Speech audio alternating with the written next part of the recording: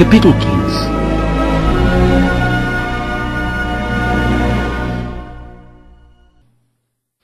Também vos notifico, irmãos, o Evangelho que já vos tenho anunciado, o qual também recebestes e no qual também permaneceis.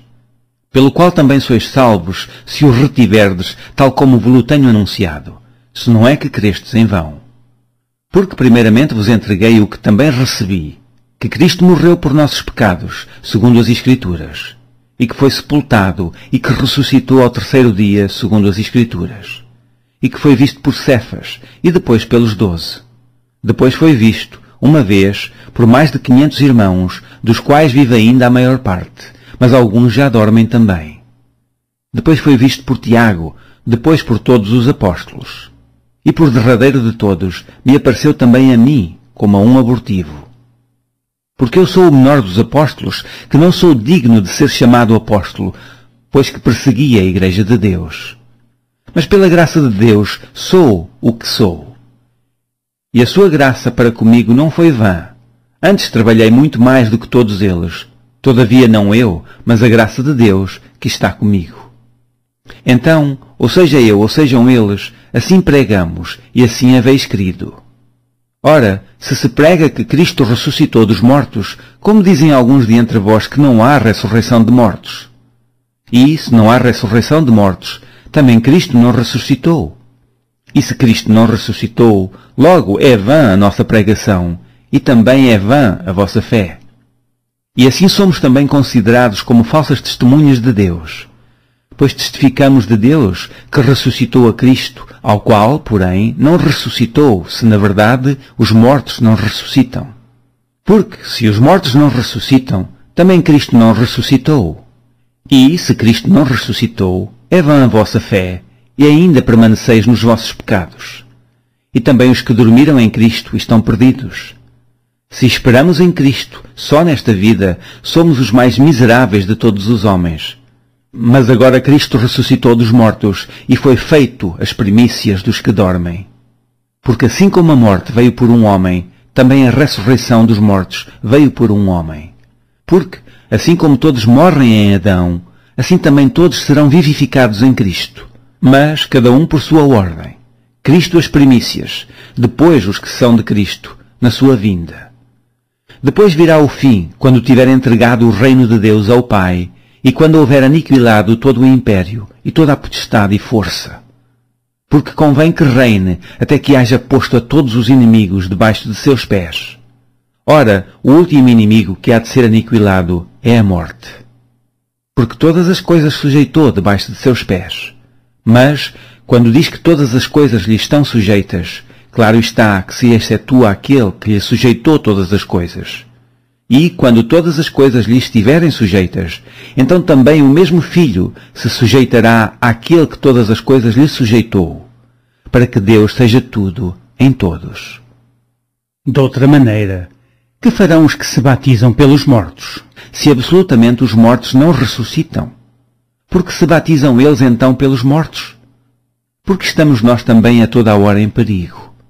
Eu protesto que cada dia morro gloriando-me em vós, irmãos, por Cristo Jesus nosso Senhor. Se, como homem, combati em Éfeso contra as bestas, que me aproveita isso, se os mortos não ressuscitam? Comamos e bebamos, que amanhã morreremos. Não vos enganeis, as más conversações corrompem os bons costumes. Vigiai justamente e não pequeis, porque alguns ainda não têm o conhecimento de Deus. Digo-o para vergonha vossa. Mas alguém dirá, como ressuscitarão os mortos, e com que corpo virão? Insensato, o que tu semeias não é vivificado, se primeiro não morrer. E, quando semeias, não semeias o corpo que há de nascer, mas o simples grão, como de trigo ou de outra qualquer semente. Mas Deus dá-lhe o corpo como quer, e a cada semente o seu próprio corpo. Nem toda a carne é uma mesma carne, mas uma é a carne dos homens, e outra a carne dos animais, e outra a dos peixes, e outra a das aves.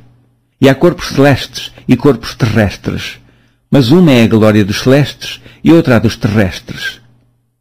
Uma é a glória do sol e outra a glória da lua, e outra a glória das estrelas. porque uma estrela difere em glória de outra estrela. Assim também a ressurreição dos mortos. Semeia-se o corpo em corrupção, ressuscitará em incorrupção. Semeia-se em ignomínia, ressuscitará em glória. Semeia-se em fraqueza, ressuscitará com vigor. Semeia-se corpo animal, ressuscitará corpo espiritual. Se há corpo animal, há também corpo espiritual. Assim está também escrito: o primeiro homem, Adão, foi feito em alma vivente, o último Adão, em espírito vivificante.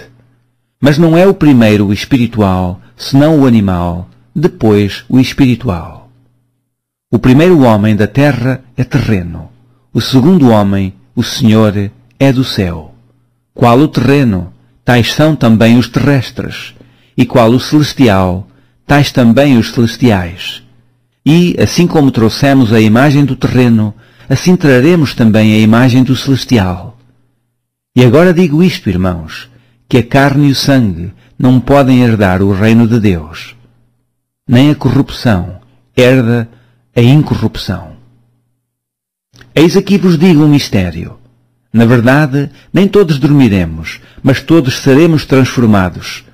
Num momento, num abrir e fechar de olhos, ante a última trombeta. Porque a trombeta soará, e os mortos ressuscitarão incorruptíveis, e nós seremos transformados. Porque convém que isto que é corruptível se revista da incorruptibilidade, e que isto que é mortal se revista da imortalidade.